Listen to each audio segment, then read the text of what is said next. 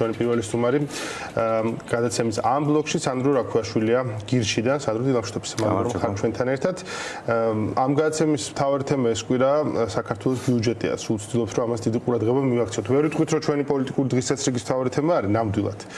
ამას აქვს ობიექტური და სუბიექტური მიზეზები, თუმცა მე მგონია რომ ამ თემას უფრო მეტი დროც უნდა დავუთმოთ, იმიტომ რომ არსებითად ეს შეეხება ადამიანების ჯიბიდან ამოღებულ ფულს, რომელსაც მე არსებული რეჟიმი განკარგავს როგორ დახარჯოს, ხო? თუ გადავხედავთ ამ ბიუჯეტს, ნახავთ რომ პრიორიტეტები, შეცვლილია წინა წელთან შედარებით, ფორმატი თვითონ ბიუჯეტის არ არის შეცვლილი, ხო? დაახლოებით იგივე მასშტაბით ფულის ამოღებას ფიქრობენ, მეც ცოტა გადასახადების სახით ფულის მოზიდვას, ვალის აღებას მათ შორის, მაგრამ ამასთან ერთად თქვათ, შემცირებულია განათლების ბიუჯეტი მნიშვნელოვნად თან 9 მილიარდით სადღაც. ასევე ინფრასტრუქტურის მიმართულებით ზრდა არ არის, კლება არის და ესეც რეალურად საკმაოდ დიდი შემცირება გამოდის. ჯანდაცვის ბიუჯეტი და ამ სამინისტროს ბიუჯეტი იზრდება, რაც უბრალოდ პენსიების ხარჯზე ხდება და ძირითადად ეს რო თქვა ცენტრი გადასული საბიუჯეტო ხარჯვის არის სახელმწიფო ფონდები, ხო?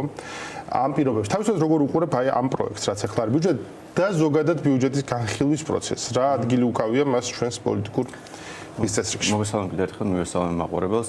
ზოგადად მართლა ბიუჯეტი ერთი მთავარი ინსტრუმენტია მთავრობის ყველანაირი კარგი გაგებით, ცუდი გაგებით, რაღაც ადამიანების დახმარების დაწყებული ამორჩევის მოსყიდით დამთავრებული ყველაფერი ამ დოკუმენტშია და ზოგადად ძალიან მართლა ორი მიზეზი არსებობს, ჩემი რატომ არ ხდება ხოლმე ეს განხილვა. პირველ რიგში თვითონ ისე აქვს დაწყობილი, კაი ხანია ალბათ 17-18 წლიდან, რომ საკმაოდ კონსერვატიულად აკეთებენ. აი ვერ გაიხსნიან სიტუაციას, რომ ბიუჯეტში დიდი გარღვევა ჰქონდათ. ახლა კოვიდის წელი რო არ მოვაგდოთ ხო? ამოვარდნა.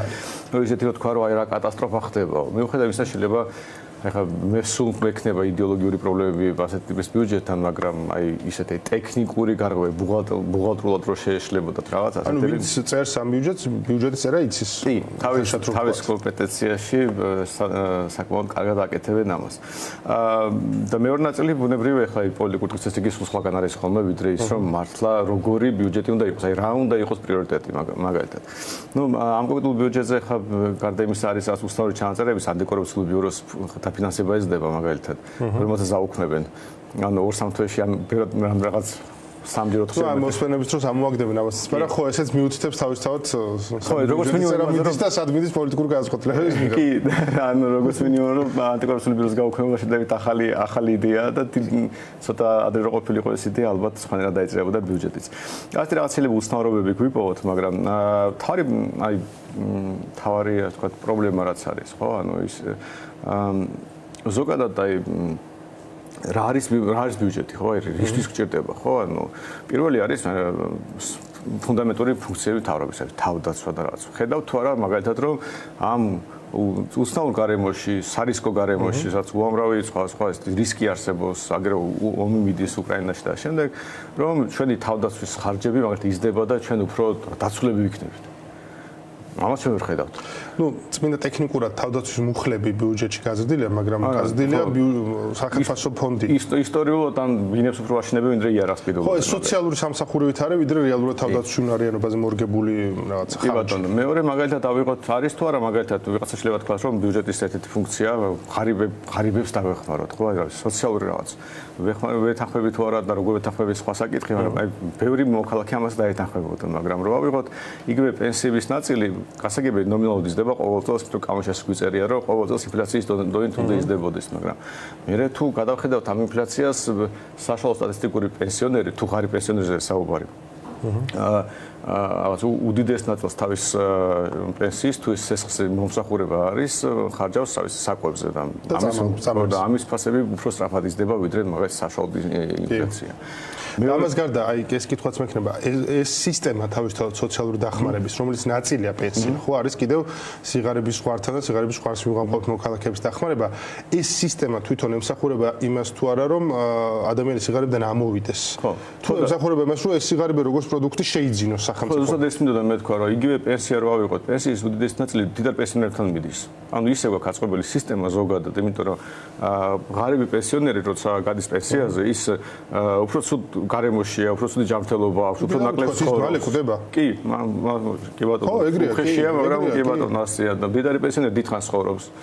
და უფრო დიდხანს იღებს იმ პენსიას და ზოგადად ჩვენი ამოცანა თუ არის გასაგებია ხა საზოგადოება ახმაში პენსიონერი რაღაც ქალბატონი რაღაცა ღარიბი არის და წვალობს, მაგრამ რო გადახედოთ რა უამრავი პენსიონერი იქნება დიდარი შვილები, ვისაც ყავს, ვისაც თავისი ქონება აქვს დაგროვებული და ჩვენ ამ ყველა ადამიანს ერთნაირად ვეპყრობით.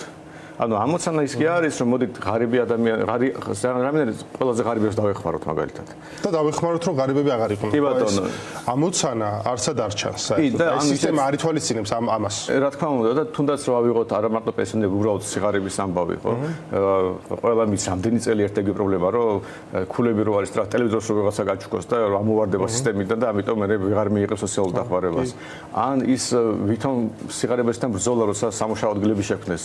10,000-ობით სამუშაო ადგილი, რომელიც სინამდვილეში ერთი თუ რამე ფუნქცია აქვს, ხო, წინასაარჩევნოდ რომ მიმული იყოს ადამიანის სახე. სოციალური დახმარების სისტემის ნაწილია უბრალოდ სამსახური და არქვის ამას. და თან მიმულია კონკრეტულად თავრობაზე და არანაირი შანსი არ აქვს, აი CV-ში რო ჩაწერო, რომ შენ იყავი მე-17 ის დაცვა სასაფლაოზე, არ ამგონია რომ ამის გამო ვიღაცა მიგიყოს პირობითად ბანკში. არა, ეს ხო სამსახური არ არის, ხო, უბრალოდ ხელფასის მიღებთან რაოდენობაში გვაქვს ზრდა მაგ კუთხით, აი სტატისტიკას ვიკეთებ თქვია მაგას თორე.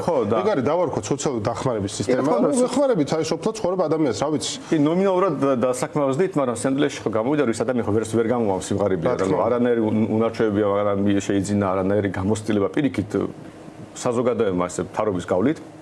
უთხარით რომ შენ არაფერი არ გააკეთო და რაღაც დარჩი ადგილზე. და რასწორად დარჩი ადგილზე, არცად არ წახვიდე, არაფერი არ ქნა, არ იცადო. კი ბატონო. ხო და ასე რომ შეხედოთ, ანუ ეს არის ის რაც ზოგადად ალბათ მოქალაქეს რო კითხვა, რა გინდა რომ ბიუჯეტი იყოს, აი თავარას და მინდა რომ უსაფრთხოდ იყო, მინდა რომ აი ღარიბების რაღაც პრობლემა იყოს. ნუ ეხლა გზების და მშენებლობა გასაგებია რომ აი რამდენი წელი ვაშინებთ ამ ერთ გზას საწყალს, რომელიც უკვე აი თაობები ვიღაცა დაიბადა, გაიზარდა და ჯერ გზა არ გვაქვს აშენებული, ხო? ხო და ანუ ასეთ ფუნდამენტურ რაღაცებს რო კითხვა მორჩელს მიუხედავად მისი იდეოლოგიური თქვათ პოზიციის ეს ბიუჯეტი წლები არ პასუხობს, მაგრამ შედარებით პასუხობს ხოლმე მაგალითად რა ვიცი, და საარჩევნო რთველის დასუბსიდირება, როცა კახეთში ხმებია მოსასყიდი, ან პროკურატურაში ხარჯები რო იზრდება, რომ მეტყობა ბევრი საქმე უნდა იყოს და ზოგადად ჩვენ მოვახერხეთ და აქამდე თუ ყურძენი იყო ერთადერთი რა მიმართულებითაც ითვლებოდა რა სუბსიდირება საჭირო, იმიტომ რომ რაღაც ბევრი გარემოების გათვალისწინებით, ამას მიამატეს მე თხილი, მანდარინი, ანუ ისეთი სასოფლო მიმართულებები, რომლებსაც არ ჭირდებოდა აქამდე სუბსიდია. პირიქით, იმით იყო გამორჩეული, რომ და არც ყურძენს ჭირდებოდა, არასდროს სინამდვილეში, იმისაც რომ დაგვინახა, რომ არც ყურძენს ჭირდება, იმიტომ რომ ვაფუჭებთ ჩვენ ტრადიციას და ჩვენ ტექნოლოგიას ვაფუჭებთ, რომ ცუდ ყურძენს ვასუბსიდირებთ და უვარგის ყურძენს და იმ ხალხს, რომელსაც არ შეუძლია კარგი ყურძნის მოყვანა და ფაქტობრივად ვაზარალებთ იმათ, ვინც კარგად მუშაობს, იგივე გადავიტანეთ სხვა სფეროებში. დავაზუსტოთ, ვასუბსიდირებთ არა თან ფერმერს, აი ფორმულა ეგეთი არის, კი ვითომ ბოლოს ფერმერამდე მიდის ის პული, მაგრამ ვასუბსიდირებთ ქარხნებს, რომლებიც ამას იბარებს და ჩვენ ამით ვქმნით კორუფციულ ბუდეს სინამდვილეში, ეგ არის კორუფციული ბუდე, რომელიც საბოლოოდ პირდაპირ მოქმედებს ხარისხს. სხვა არაფერი არ არის. და როცა ყურძენი ძალიან ცუდია, იმიტომ რომ არანაირი კარგი ღვინო არ გამოდის და გამოდის სპირტი და სპირტი თუ ვერ გაიყიდი, იმას ავაორთქლებთ. ანუ დაახლოებით ბიზნესია, უხეშად რო თქვა საქართველოს, რომელიც არის თან ხო, აი ანუ ამაყურებელს არის ის, მაგრამ ზოგადად ძალიან ხშირად სუბსიდირება ასე მთავრდება, ანუ პროდუქტი შესყიდულია, მაგრამ ის არ ჭირდება, რო ჭირდებოდეს ისაც გაყიდიდა ფერმერი და მე უნდა რაღაცა გაანადგურო ირიბად, ან შეიძლება ეს სპირტად აქციო და აორთქლო, ან შეგიძლია უბრალოდ აქცევენ ამის სუბსიდირება სახელმწიფო და მე სპირტად ხიდიან ეს ქარხნები, ამიტომ მოგებაში რჩებიან ქარხნები და არა ფერმერები. ყველა არის მოგება, ფერმერები არ მოგებაში რჩებიან, ქარხნები რჩებიან. ფერმერები ისეთ მოგებაში რჩებიან, რომ დარჩნენ ფერმერები. როცა არჩევნები მოვა, ისევ თავრობას უყურონ, რომ აი ყურძენი ცუდი მაქვს, აბა ქენი რამე და თავრობა იტყვის კი ბატონო ვიყიდიო და არ დაგავიწყდეს ხმამონცე არჩევნებზე დაახლოებით. ჯანდაცვის ხარჯებზეც თქვა, იმიტომ რომ ჯანდაცვის სისტემა მიიჩნევა, რომ აი ჩვენ მოვახერხეთო, რომ აი ჯანდაცვის მიმართულებით დიდი ნაბიჯები გადაედგა წინ, არა და ჩვენ ვხედავთ ესე იგი ჯანდაცვის ბიუჯეტი არის მართლა ამოუხსებელი, ამ წლიდან წლამდე იზრდება. ყოველი შემდეგი ბიუჯეტი ფარავს წინა წლის ვალებს, ეგ არის პრინციპი. და მაგაზე თითქოს კარგია ეს და ამასთან ერთად ეს სისტემა უზრუნველყოფს, რომ ხარისხი არ იყოს მთავარი. აი რაღაცნაირად აი აქამდე მივიდა ეს სისტემა, ხო? ეს ყველაზე ისეთი ალბათ აი თუ პოლიტიკური დღესასწაულში რამე უნდა იყოს ალბათ მით უმეტეს ოპოზიციურ მხარეს ჯანდაცვა, იმიტომ რომ ეს მართლა საზოგადო აქმაში ითვლება როგორც ესეთი მიღწევა ქართული ოცნების, არა და აი რამდენიმე რაღაც აი პირველად ქვეყანაში ფაქტორია და არ გვაქვს ნამდვილი დიაგნოზი. ანუ პაციენტი რომ მიდის თითქმის ყველგან ტყუილი წერია, იმიტომ რომ მთელი სისტემა აწყობილი იმაზე რომ ფული წამოიღო ბიუჯეტიდან. კი. და ეს სისტემა რაღაც ექიმები ცუდები არიან, იმიტომ კი არ შეიქმნა, იმიტომ რომ თვითონ მთავრობა ის სისტემა შექმნა, რომ უთხრა რომ ხალხო მოგვატყუეთ, აბა თუ ფულის აკეთება გინდა უნდა მოგვატყუოთ. თუ წესიათ პატიოსთან იქცევი, არაფერი კარგად არ. ხო, არა, მე რაღაც მომენტში თქვენ რომ გვატყუებთ, ეხლა მოდი ჩვენ დაგიწესებთ ზღვრებს. კი. რომ რაღაცა ამაზე მეტი არ ეღირება და ეხლა უწევთ ანუ არადეკვატურ ფასს ზღვრები არის, ამიტომ და არის გაჭედილი ეს სისტემა. კი, ანუ გარდა იმისა, რომ დავალიანება იზრდება და ბოლო რამდენადაც მე ვიცი, რამდენიმე თვით არის გაზრდილი დავალიანება ბიუჯეტის კლინიკების მიმართ და ეს თავისთავად სულ პრობლემა იყო, მაგრამ აი წარმოვიდგინეთ, რომ ისაც თავრობამ ეს ზღვრები დააწესა, პრინციპით ამერიკაში რაღაც იგივე იდეა თავრობას გავუშვა 70-იან წლებში. DRG სისტემის ამბავი რაც დანერგეს შედებით ახლახანს ამერიკაში 80-იან წლებში დანერგეს და ეს პრობლემები რაც ამ სისტემას მოყვება ზოგადად ცნობილია, წინასწარ ცნობილია. ჯერ კიდევ 2000-იან წლებში 2010-იან წლებში როცა საქართველოს თემას აკეთებდა, უკვე ცნობილი იყო რომ ამით დამთავრდებოდა. და საჯარო სივრცეში იყო დისკუსიები რომ ეს მოხდება ხალხო, მე ეს მოხდება, მე ამის ეს მოხდება და ეგონება არაფერი არ იყო ნათქვამი და მართლა ეს ყველაფერი ხდება, იმიტომ რომ როგორც კი შენ ამბობ რომ მე დაგითვლი რამდენ დღეს სტაციონარში უნდა ყავდეს, მე ადამიანი რო სტაციონარში ფეხს გადადგავს, მე მთელი დღე იქ უნდა იყოს, მერტული თავრობა ფულს არ გადაუხდის და უნებიან რომ მოდი დაჯექი შენ იყავი აქ ერთი დღე, არაფერი არ უნდა გაიკეთო. მე დამართა ადრე რამდენიმე წლის წინ ეგ ვერ მივხვდი, იმიტომ რომ სტაციონარში მოხვდი და მეორე დღეს ნუ კარგად ვარ დილით უკვე და არავინ არ მიშვებს სტაციონარში. ან თავაზობ შენ თვითონ უნდა გადაიხადო. არ მიშვებს, არავინ არ მიშვებს. ეს პრინციპულად არ მიშვებენ ხვდები და მე გავიგერო თურმე რომ რაღაც საათამდე უნდა დავჭეი. კი, იმიტომ რომ მხოლოდ მაშინ გადაუხდის ბიუჯეტი კლინიკას და ამიტომ ვიღაცა კლინიკას დააბრალებს, მაგრამ მეორე მხრივ მოდება შევხედოთ ეგ ხო სისტემის ბრალი არის. კი, რა თქმა უნდა, ანუ როცა გადამხდელი მთავრობა არის და როცა მთავრობას ზოგადად არ აქვს უნარი ჩაეძიოს დეტალებში და აი მოხარებელზე ორიენტირებული იყო და თან ეფექტიანობაზე ზრუნავდეს, რომ ბიუროკრატს არ შეუძლიეს გააკეთოს, ეს სულაც მთავრდება და ყველა ქვეყანაში ასე დამთავრდა, რომ ის გავს რაღაც გააკეთა, მაგრამ ჩვენთან ამოაგდეს სადაზღვევების ელემენტი, რომელიც გავიგე რომ პრობლემურია, მაგრამ სადაზღვევო ასრულებდა ფუნქციას, რომ ის აფასებდა. კი, თავარი როლი იყო. სადაზღვევო კომპანია. ამათ სადაზღვევო ამოაგდეს, სადაზღვევოს ადგილი, სადაზღვევოს ის თანამშრომლები, რომლებიც მაგას აკეთებდნენ, წაიყვანეს ჯანდაცვის დეპარტამენტში და აი ესე საშუალოეს ვითომ და კატასტროფული შედეგი არის ამიტომ ხა. კი და საბოლოო ჯამში ჩვენ ჯანდაცვა, ანუ რაღაც სფეროები თუ ახსოვთ ის რო იყო სუროგაციას რო ებრძოდნენ, რაღაც მე გადაიფიქეს, რაღაცნაირად დაალაგდნენ ეს კლინიკები საბოლოო ჯამში მთავრობასთან, მაგრამ რაღაც აი ცალკეული სფეროები, რომელიც თავისით გავითარდა, იმიტომ რომ რაღაც საერთაშორისო ბაზარზე გავიდნენ, ანუ სხვა ქვეყნებს ემსახურებოდით. თმების გადანერგვა მაგალითად.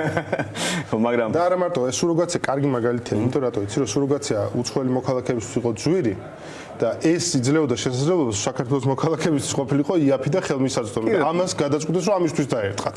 დაახლოებით იგივე რასაც განათლებაში აკეთებენ უცხოელი სტუდენტების აკრძალვას, ხო? რომ იმათ ხარჯდა რეალურად ესენი ახერხებენ რომ აქ შეინარჩუნონ ეს დაბალი ფასი. მაგრამ აქაც რაღაცა ის განსაკუთრებით ებრძვიან ამ უცხოეთთან შემოსულ რაღაცა პატარ-პატარა რესურსს. ხო, და ამის გამო ეს ინდუსტრიები გავითარდა, მაგრამ საბოლოოდ გადახედოთ ზოგადად კლინიკებს, მაგალითად უამრავი მიმართულება, სადაც აი კარგი სპეციალისტის არიზებდება და პირდაპირ გეუბნები რომ თუ რამე ეს დაგემართა ეს დავად უნდა წახვიდე, სადაც თურქეთში მაინც უნდა წახვიდე, იმიტომ რომ აი აქ შარია, არ ყავს კარგი სპეციალისტი.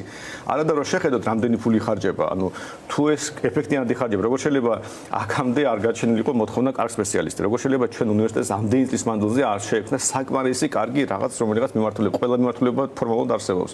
როგორ შეიძლება ბოლოს თუ ჩვენ არ ყავს კარგი რაღაც ექიმი რომელიღაც სფეროში ჩამოგვიყვანა, ხო შეგვიძლია ჩამოგვიყვანა, მაგრამ მაშინ სისტემა წამოგია რომ ჩამოიყვანა რაღაც ცნობილი გერმანელი ექიმი დავსვა აქ და უთხრა რომ იცი რა ეს დიაგნოზი უნდა გააყალბო, იმიტომ რომ იქ რაღაც ამდენ ლარს ჩამირიცხავს თავრობა და მე ეს დიაგნოზი უნდა გამიყალბო და ეს ფორმა უნდა შემივისო და მე დღეს რო მე წავარჩევი.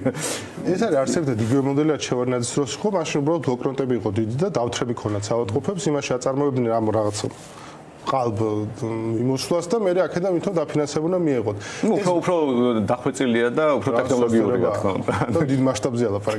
მას ფული საერთოდ ეხა ფული არის. ეხა ფული საიდან არის? მოდი ამაზეც რო თქვა, აი წლევანდელი წლის ბიუჯეტის შესრულების გეგმებს თუ შევხედავთ, ნუ აი ამ ბოლო პირველი ცხრათვის.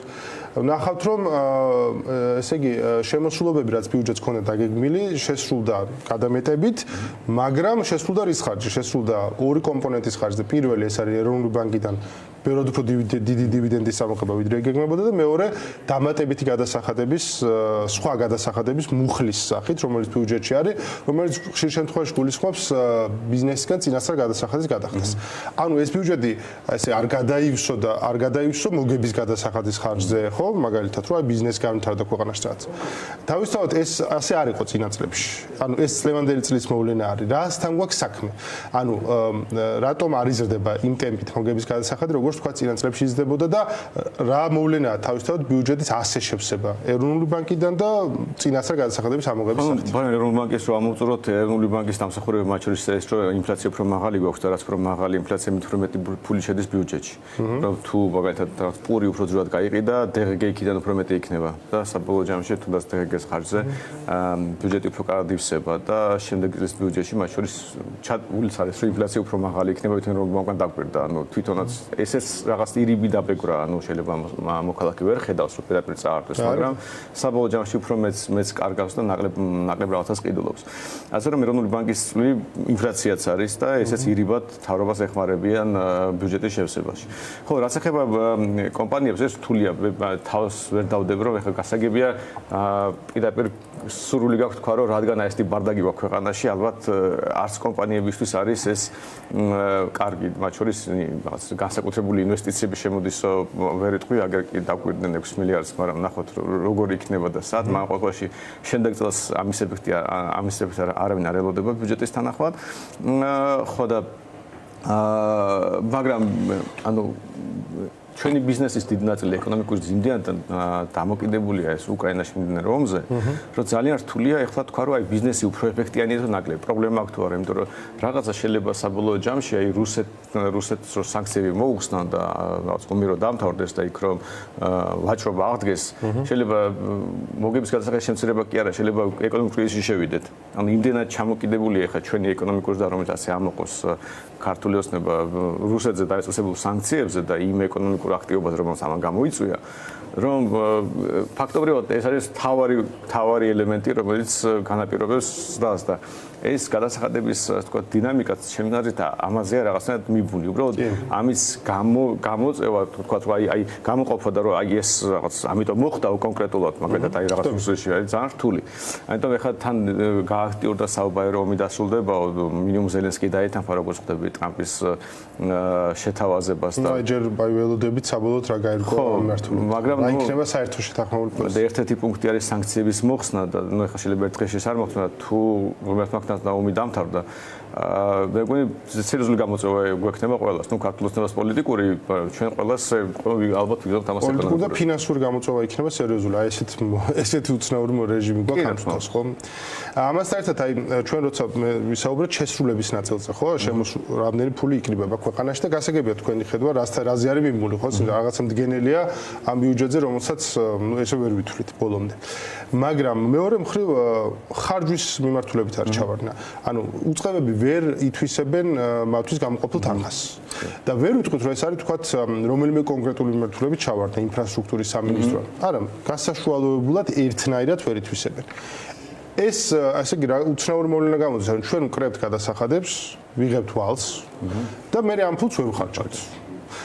გეგმიური გონია ეგ ამბავი, რომ ფულს ცოტა ვაგროვებთ და ეს არის ამ შემთხვევაში რეჟიმის მიზანი, თუ რაღაცა საერთო რაღაც არაპროფესიონალიზმთან და ცოტა რაღაც გაყინვასთან გვაქვს საქმე, რომ ვერ ხარჯავთ. ხარჯებზე რაღაცას ვიტყვი კიდე ზოგადად ძალიან უყვართ ხოლმე ქართულ ოცნებაში, ზოგადად თავრობებს ახასიათებს, რომ მილიარდს ამაზე ვხარჯავთ, მილიარდს იმაზე ვხარჯავთ და აი გეუბნება რაღაც ესეთი სიკეთეა და აი წამოვიგინეთ მაყურებელმა რომ წამოვიგინოს ეფექტიანობა ხარჯის ზოგადად. აი რო გადავდოთ ის ხარჯები, რომელიც აი აუცილებელია ბიუჯეტის თავდაცვა რაღაცა, რომ არ ჩავეძიოთ შინით როგორ ამდენად ეფექტიანი. უბრალოდ რომ ვიცოდეთ, რომ აი სასამართლოების საგარეო ურთიერთობა ეს რაღაც ფუნქციები და იმ დავტოვოთ მე აი სოციალური, ეკონომიკური ხარჯები და ეს დავაჯამოთ და თვითონ მოქალაქეზე გავყოთ 500 ლარი გამოდის მეტიც და იმაზე ერთ მოქალაქეს. ანუ წამოგიდეთ ერთი მოქალაქე ზის და თვეში 500 ლარს უხდის თავრობას ბავშვის ჩათვლით, მოხუცის ჩათვლით. თავრობას აი იმ რაღაც ფუნქციებს რომ შეიძლება ვერც კი ხედავდეს რთველი იქნება ეს თუ ავიცი გზის შენობ რაღაც მეორად გზის შენობობა და შემდეგ აი ამაში 500 ლარს და თვითონ მოქალაქეებს საშუალო შეიძლება თქვას მიღირს თუ არა აი 500 ლარი რომ მოეცა ჩემთვის და ჩემი ოჯახისთვისო აი თქვა 4 წევრი თუ არის ოჯახში 2000 ლარი რომ მიეცეთ თვეში ეს უკეთესი იქნებოდა ეს რაღაცები არ მოხდარიყო თუ 2000 ლარს მივსემდიო მთავრობასთან. რა დარწმუნებული ვარ რომ ამ ქვეყნის აბსოლუტურ უმრავლესობა ეთყოდა მომეც 2000 ლარი და ამჭირდება შენი რთველის დაფინანსება. მათ შორის ფერმერიც ამას ეთყოდა დარწმუნებული ვარ რომელიც ამ დაფინანსებას იღებს. ხო, უბრალოდ ეხა ეს არის მოდელი ამისთვის რაც გვაქვს და ნუ სახელმწიფო უარს არ იტყვის გადასახადებს. მე ცხადია მე ვამბობ რომ უბრალოდ აი მოქალაქემ ხო უნდა იცოდეს ზოგადად რა ხდება რა და აი ზოგადად რა ხდება აი დაახლოებით აი ესეთი თანხა უჯდება რომ აი რა თუ ყურებს და ოჯახში არის 4 წევრია 2000 ლარი თვეში იღებდეს და რაც ფუნქციების დიდი ნაწილი არ იქნება. ესეთი ალტერნატივა რო შესთავაზო, აი რა იქნებოდა და მინიმუმ დაინახავდა მაინც უღის თუ არა ეს, მოსწონს თუ არა და ესეთი კონკრეტული შეფასება იქნებოდა. ხარჯვის ნაწილზეც ვთქვა, აი როგორ აი რამდენად ეფექტურად იხარჯება.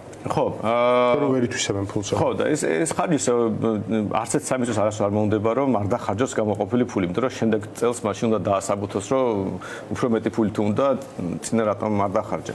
მაგრამ აქ იგივე პრობლემა რა ზოგადად პოლიტიკაში თუ დააკვირდით, ცენტრალიზაციას დაიწყო კობახიძის მოსვლის შემდეგ, ანუ თუ ადრე რაღაც ქართული ოცნება დეცენტრალიზებული იყო სხვა დაჯგუფებები იყო ერთმანეთს ჩხუბობდნენ და შემდეგ ეხლა ცენტრალიზებული სისტემა გვაქვს, მათ ვერტიკალი გვაქვს აწყობილი, ბიზნესმენშვილი კობახიძე, ბინარაძე და შემდეგ და იგივე რაღაც მოხდა ფინანსურ ნაწილში. ანუ ფაქტობრივად სადღაც პირობითად ბათუმში, როცა მერია რაღაცას აკეთებს, ვთქვათ, ინფრასტრუქტურულ პროექტს, ეს მოდის შესაძლებლად თბილისში. არ მათ ეშინიათ ფულის დახარჯვა, ხო თან? და საბოლოო ჯამში, ანუ უნდა მიიღოს ნებართვა რაღაცაში შემოწოს ან რაღაც გადაწყვეტილების მიღება არ უნდა. იმიტომ რომ შარია. ისედაც ცენტრალიზებული იყო და ეხლა ცენტრალიზებული გახდა. ნებისმიერ ეს ინფრასტრუქტურული პროექტი რაღაც დამატებით შემოწმებას გადის, ფაქტობრივად თან ხდება ცენტრალურ მთავრობასთან და თუ ხედავ რომ თან ვიღაცებს იჭერენ რაღაცა შემდეგ, ადამიანები უყურებენ ამას, აბა რა ვიცი, მე საერთოდ რა შეჭდება შარიში. მე შეიძლება არ ვერდები, ხო იყოს. ხო, იქნება არაფერი სულის გაკეთება არ მინდა, მაგრამ რამე რომ მოხდეს და მე დამბრალდეს, მოდი გავაგზავნე რაღაც ქაღალდებს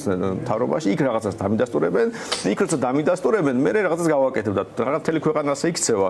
საბოლოო ჯამში რაღაცები იჭედება და ამიტომ როგორც ერთ-ერთი ნიშანთვისება ცენტრალიზაციის რო გაწყვეტილებას გვიან იღებენ, იმიტომ რომ საბოლოო ჯამში ხარ რომ მართლა ფული იყოს საჭირო, რომელიღაც სამისოს რო ჭირდებოდეს ეს კრიტიკული იყოს და მას კონდეს სრული დამოუკიდებლობა ამის კეთების, მაშინ ის დახარჯავდა და თუ ფული ზედმეტია, მაშინ შემდეგ წელს ბიუჯეტი არ გაიზრდებოდა. ანუ და ხედავდეთ რომ ამ სამინისტროს ბიუჯეტი უმცირდება, იმიტომ რომ აღარ არის საჭიროება, ზედმეტი მოვიდათ, რაც ფაქტობრივად არც ერთ შემთხვევაში არ ხდება. ანუ უნდა ვივარავდოთ რომ უბრალოდ საჭიროება იყო თვითონ სამინისტროს გადმოსახედიდან, მაგრამ ვერ გააკეთა. და ვერ გააკეთა ალბათ იმიტომ რომ ანეშინია, ან ნებართვა არ მისცეს, ან რაღაც კონტროლი იყო ზედმეტი და შემდეგ და ამ ცენტრალიზაციის შედეგი ისიც არის რომ მე ადგილებზე მუნიციპალიტეტებში კომპეტენციის დიდი ნაკლებობა რჩება, იმიტომ რომ ნუ ცენტრალიზებულია გარემო ამბიციურ ხალხს და უნარიან ხალხს არ უნდა იქ ადგილზე დარჩენა. ხო იმას იქ უნდა სადაც რაღაცა ხდება და შესაბამისად ადგილზე რჩება ნაკლებად კომპეტენტური ხალხი. მაგალითად ასეთი შემთხვევა იყო თავის დროზე სვარენცის გზის რეაბილიტაცია იყო საჭირო და ადგილობრივ მუნიციპალიტეტმა ვერ შეძლო ტენდერში ვერაფერი ვერ შეძლო რა. თუ არ კეთდება ეს რეგიონული განვითარების ფონდიდან, ხო? ვერ ახერხებს ადგილობრივ. მე მახსოვს პარლამენტში წუხდნენ ქართლის წარმომადგენლები რომ რეგიონებში არ ყავს კომპეტენტური ხალხიო, ხელფასი უნდა გაუზარდოთ. თქო რა მნიშვნელობა ხელფასს რო გაუზრდე თუ უფლებას არ აძლევ უნდა იჯდეს და რაღაც ღილაკს აჭიროს, როგორც შენ პარლამენტში აჭერს ღილაკს და მეტი არაფერი არ მოგეთხოვება. აზრი არ ძალაუფლებას თუ დატოვებ და ფულს თუ დატოვებ, იმ ფულს და ძალაუფლებას მოყვება მე ამბიცია და შესაბამისი ადამიანი. კი ბატონო, თუ არანაირი ძალაუფლება არ მიეძი და უბრალოდ ადამიანი უნდა დასვა და თან გინდა რომ თან აზროვნებდეს და თან უფლება არ კონდეს და ინიციატივა თუ გამოიჩინოს რაღაცაზე დასჯი, რომელიც წესრი ადამიანი გაჩერდება. და ამიტომ ფაქტობრივად აი თუ ვიღაც არის აი წააწყდები ხოლმე რომ ვიღაც ადეკვატური ადამიანი თავის საქმეს აკეთებს, რაღაც ყოველთვის რო ჩაეძიები, შემთხვევითობის შედეგია ხოლმე, ან რაღაც პირადი მიზეზები აქვს, რატომ დარჩა რეგიონში, ან რაღაც ახლობელს ბიზნესი აქვს და ის მასთან ერთად ცხოვრობს. ანუ სინამდვილეში რო შეხედო კომპეტენტური ადამიანი თუ ხარ, თუ რაღაცაზე პრეტენზია გაქვს, ამბიცია გაქვს, სოფლში თუ და პატარა ქალაქში რატომ უნდა დარჩი ჩვენ ქვეყანაში? ხო, არაფერი არ გელოდება და ამიტომ ბუნებრივია ან თბილისში წავა, ან რა ვიცი, ქვეყნიდან წავა და ასე შემდეგ და ნუ ეს ერთ-ერთი მნიშვნელოვანი ნაწილია, იმიტომ რომ როგორც პარლამენტში მოეთხოვება ღილაკის დამჭერები და იგივე არის რეგიონებში მით უმეტეს. ამასთან ერთად ეროვნული ბანკის როლი გახდა კიდევ უფრო სპეციფიკური ბოლო წლებში.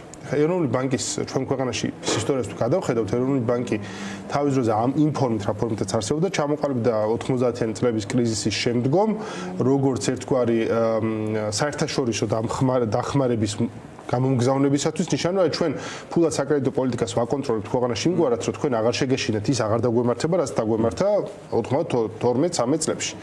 და მრავალი წლის განმავლობაში რეალურად ამ ფუნქციას ასრულებდა აქ ილექებოდა ინფორმაცია და რაღაცნაირად კონტაქტები, რომელიც ამშვიდებდა საერთაშორისო სავალუტო ფონდს და ბევრ სხვა აქტორს, ხო, რომელიც აქ ფულს აგზავნიდა. ეხლა ბოლო წლებში მე ვიცი თქვენი პოზიცია ეროვნულ ბანკთან დაკავშირებით, მეც დაახლოებით იგივე პოზიციაზე ვარ, მაგრამ მე უბრალოდ მოვყევი როგორ მოვედით ამ ისტორიულ ფუნქციად. ეხლა ეს იცვლება ეს ფუნქცია. და არ იცვლება მაინც და მაინც იქითკენ, საიდან შეიძლება თქვენ მოგწონდეთ, ხო?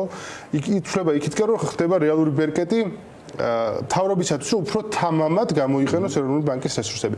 მოდი ამ ნაწილზეც რომ თქვათ ხო, ანუ ბიუჯეტის ნაწილია უკვე ეს. მე გეთანხმები, რომ ზოგადად საერთაშორისო ინსტიტუტებთან კარგი ურთიერთობა ჰქონდა ეროვნულ ბანკს და ამით რაღაც ტიპის ინფორმაციის გზავნილი იყო უცხოელებისთვის, მიუხედავად რომ მე არ ვეთანხმებოდი, ანუ ჩემი ერთ ეს ყველაზე დიდი ზიანი ეროვნულ ბანკმა მიგვაყენა ეკონომიკურად ჩვენ ქვეყანაში ყველა სხვა სამინისტროსთან თუ რაღაც უწყებასთან შედარებით და თვითონ IMF-ის რეკომენდაციებიც შეცდომა იყო და არ უნდა შეგვესრულებინა და შემდეგ, მაგრამ ნუ მეორე მხრივ IMF-ის ფული გვინდოდა შეფასებები რომ შეგვენახა, ნუ ბაშერის ფული გვინდოდა, ეს უკვე მთავრობის პრობლემა იყო და მთავრობას ფული ჭირდებოდა, ამიტომ გვიწევდა ამის შესრულება, მაგრამ თვითონ IMF-იც ხშირად დადებით რაღაც შეფასებებს აკეთებდა და ვიღაცის ეს მნიშვნელოვანი არის მართლა. ხო და ჩვენ უბრალოდ ისეთ რამე დაგვემართა 90-იან წლებში, რომ გვჭირდებოდა რაღაცნაირი გარანტორი საერთაშორისო ხარდაჭერით, რომ აი ჩვენ აი ეს იგივე აღარ დაგვემართა. წესიერი კომიტეტური ხალხი გვჭირდებოდა, თორე კომიტეტური ხალხიც იყო იქ ადგილზე, უბრალოდ აი ეს ფორმატი გახდა. უბრალოდ ეხა ხო იცვლება ეს. ხო.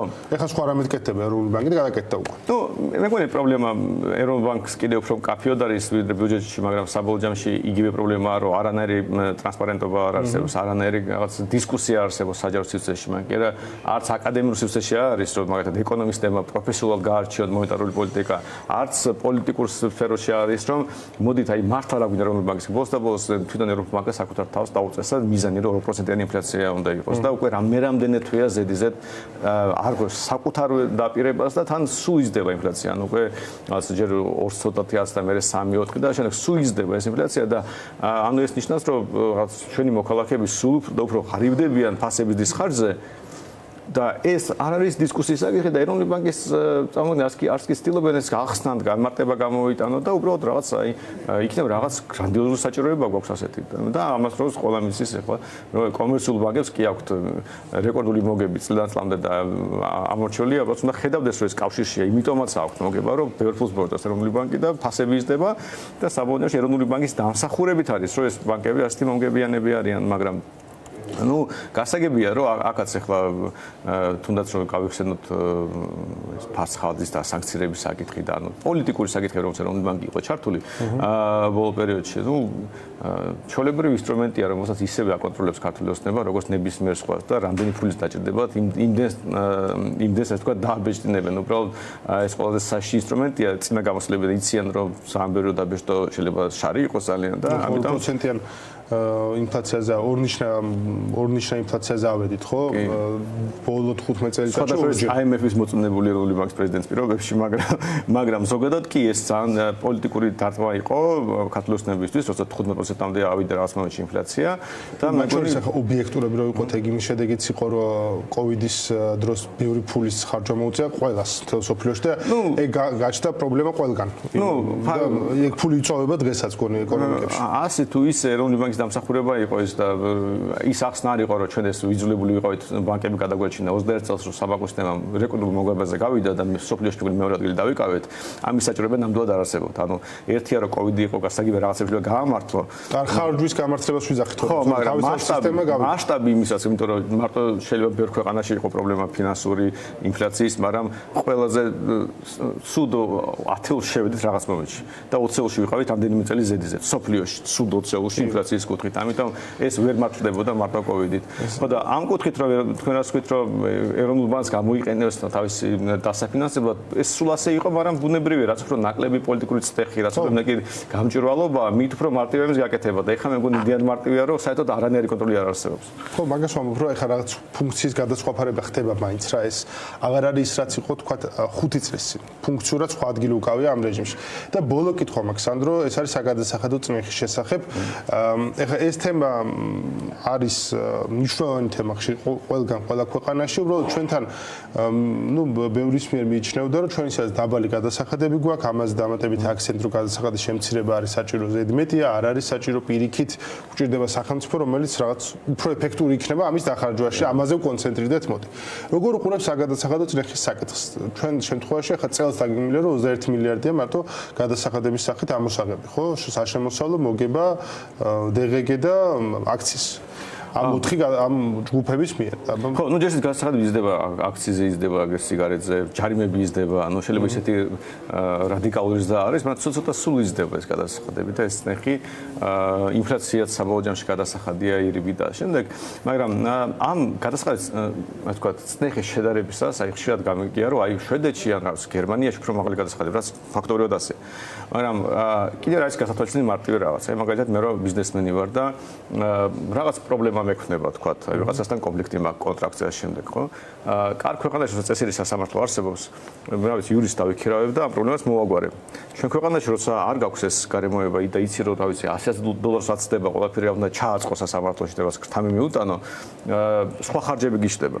და რო შეხედოთ ასე საგადასახადო წნეხი მარტო ის კი არის რა გადასახადებს ვიღებთ, იმიტომ რომ აი ნომინალურად რო შეხედოთ რა ვიცი მოგების გადასახადი, რა ვიცი საშემოსავლო გადასახადი და დააჯამო რამ ხელა წული აქ მუშებაში არ ვიქნებით უარეს ქვეყნაში პირიქით შედებით ნორმალურ ნაწილში ვიქნებით სამყაროს მაგრამ მე რომ ამას მიამატო ის ხარჯები რომელიც ბუნებრივად ჩდება იმიტომ რომ თავრობა რაღაც პრობლემას გიქმნის რომელიც რა ვიცი სასამართლოში გამოიხატება საკუთრების დაცვა იქნება ეს და ასე შემდეგ ჯამურად არც ისე კარგი სიტუაცია იქნება რომ მაგალითად იგივე შვედეთი რო ავიღოთ ძალიან დიდი პერიოდის მანძილზე შვედეთი დანია მიუხედავად რომ მაღალი გადასახადებისა ბევრ შემთხვევაში უფრო ხშირად ხდებოდნენ ინვესტიციების ობიექტი უფრო მეტი ცენტრალური ოფისი იხსნებოდა იქ კომპანიების ვიდრე იმ ქვეყნების სადაც ნაკლები გადასახადები იყო მაგრამ უბრალოდ იმიტომ რომ სხვა დაცულობა იყო საკუთრების უფლება და შემდეგ თორე ნომინალურად შეიძლება სადღაც აფრიკულ ქვეყანაში ძალიან დაბალი გადასახადები იყოს ან საერთოდ ლამის არ იყოს იმიტომ ყველაფერი კორუფციული იყოს მაგრამ ადამიანი არ ჩადის იქ იმიტომ იცის რომ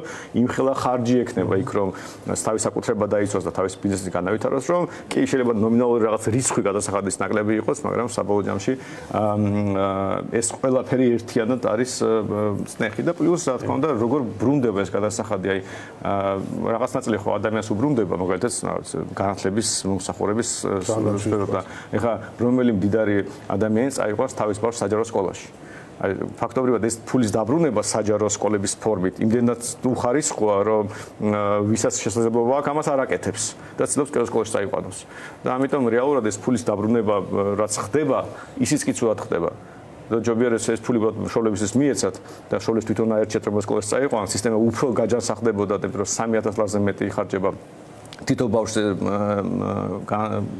სასკოლო განათლებაზე და შობლებს რომ მიეცათ აგერ 300 ლარი და შენ სკოლაში წაიყვანეო მე მგონი სხვა განათლების სისტემა გვექნებოდა ერთ წელიწადში მაგრამ ეს ნომინალურად ეს სერვისი შეთავაზებულია ვითომ ადამიანმა არ უნდა დახარჯოს ამ შემოდა არ ვიცი მაგით რომ მანდ ცალკე პრობლემები გაჩნდებოდა აბა მაგრამ მესმის მე ამ პრინციპს ვემხრობი ზოგადად რომ შობლებს და ბავშვს უნდა მიყვებოდეს ყველა შემთხვევაში და ხელოვნურად არ უნდა დავიწყოთ სკოლების შენა. კი, ანუ რომ ერთი ხელ ჩვენ ხო ბეგრავ ხალხს ვართმევ თულს მეოფილი რაღაც ნაწილს უბრუნებთ, მაგრამ რასაც უბრუნებთ და როგორც უბრუნებთ, იმდენად სუდად უბრუნებთ რომ სუფთა დანაკარგია ბევრი ადამიანისთვის და შვედეთში შეიძლება წაგართვეს მეტი, მაგრამ რაღაც ნაწილი დაგიბრუნოს და ჯამი რო გადათვალო, შეიძლება აღმოჩნდეს რომ უფრო უფრო ნაკლები გადაიხადე. კი. ასე რომ ძალიან უფრო კარგად დაგიბრუნდა. უფრო კაი დაგიბრუნდა რაღაც ნაწილი და სუფთა დანაკარგი რომელიც თავრობა დაგიჯდა, რაღაც დაგიჯდა თავრობა შეიძლება აღწევს ნაკლები. კი, გასაგები. მადლობა ძალიან დიდი. სანდრო რაქვაშვილი იყო ჩვენთან ერთად.